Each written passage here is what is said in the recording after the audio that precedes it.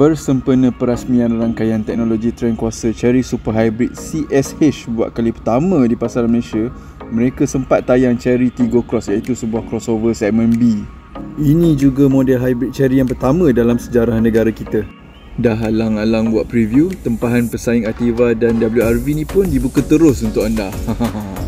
500 yang terawal pula dijamin akan dapat kereta seawal Ogos ini. Sebenarnya, Chery Tiggo Cross ni akan lancar dengan dua pilihan trend kuasa. Yang biasa pakai enjin 1.5 liter turbo 4 silinder, 147 PS, 210 Nm torque dengan DCT 6 kelajuan. Tapi dah halang-alang teknologi canggih baru rasmi, baik ambil yang hybrid terus kan. Kalau korang nak tahu, varian yang lebih menarik ni hanya pakai enjin 1.5 liter NA. Kuasa dia 102 PS, 125 Nm.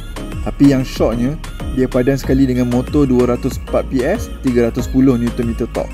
Transmisi pula guna direct hybrid transmission DHT, dan varian ini ada bateri lithium ion 1.84 kWh.